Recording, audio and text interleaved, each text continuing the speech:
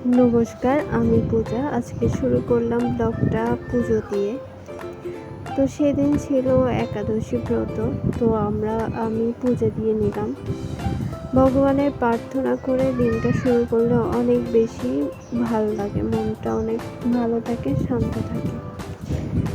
তো আমি সুন্দরভাবে ঠাকুরের প্রদীপ দেখিয়ে নিলাম, একটু গীতা পাঠ করলাম। এরপর আমি অনেকক্ষণ পূজা দেওয়ার পর আমরা সবাই মিলে ভাবছিলাম একটু বাইরে যাব, কিছু কেনাকাটা ছিল।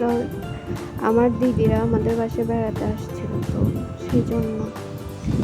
তো এরপর পূজা দেওয়া হয়ে গেল আবার।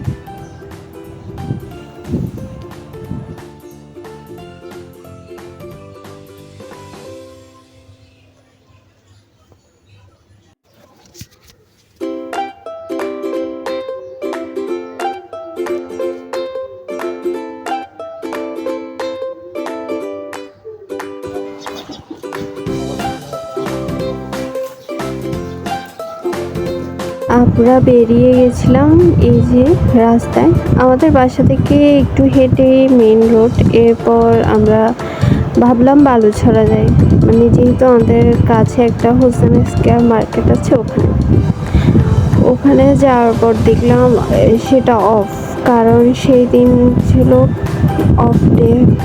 তো মডেলে আমার সেদিন অফ ছিল। এরপর আমরা একটা বাসে উঠে গেলাম চৌধুরীহাট যাওয়ার উদ্দেশ্যে। সেখানে অনেক বড় বড় শপিং মল আছে, তো আমরা সেখানে গেলাম। সেখানেও শপিং মলগুলো সবই অফ করা।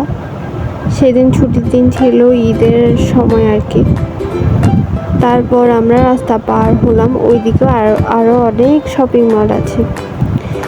আর এইদিকে অনেক হিন্দু, সেজন্য আমরা এদিকে এসেছি, কারণ এদিকে খোলা থাকলেও থাকতে পারে। ঈদের বন্ধে সবাই ছুটিতে যাচ্ছে, অনেক মজা করতেছে রাস্তায়। সব মেহমান একজনের বাসায় একজন যাচ্ছে, দেখতেছিলাম। এখানে সব দোকান খোলা। এদিকে আমার বোনের পিপাসা পেয়ে গেল, আমরা এখান থেকে পানি আর একটু নাস্তা নিয়ে নিলাম। আমার ভাগিনা নাস্তা খেলো আর আমরা একটু পানি খেলাম। আমার দিদি পানি তৃষ্ণা হচ্ছিল, আমার দিদি পানি খেয়েছিল। এরপর আমার ভাগিনাকে এটা খুলে দেওয়া হচ্ছে। দিদি সে পানি খাবে, অনেক দুষ্টামি করে সে। এরপর আমরা ওর জন্যই প্যান্ট কেনার উদ্দেশ্যে যাচ্ছিলাম আর কি। কিছু গরমকাল যেহেতু আসছে, ওর জন্য প্যান্ট নেবে আমার দিদি। তো আমরা এদিকে খুঁজতেছিলাম, কোনো দোকানই পাচ্ছিলাম না। এরপর একটা দোকান খোলা ছিল, ওখানে আমরা যেয়ে নিয়ে এসেছিলাম। কিন্তু দুর্ভাগ্যবশত ওই প্যান্টগুলো ওই সাইজে হয়নি। আমরা বাসায় এসে দেখলাম এর কিছুদিন পর আবার যেয়ে চেঞ্জ করতে হয়েছে। লোকটা অনেক ভালো ছিল, আমরা 5-6 দিন পরে গিয়েছিলাম, তারপর আমাদেরকে চেঞ্জ দিয়েছে। আমার দিদিরা তখন বাসায় চলে গেছিল ওদের।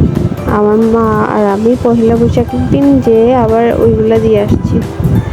তো আমি এই কিছুটা জিনিস আপনাদের সাথে শেয়ার করলাম।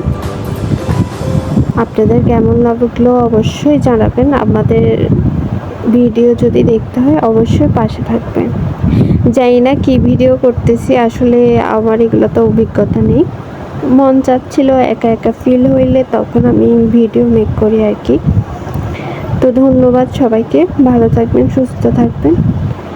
তো দেখতে থাকুন। নমস্কার।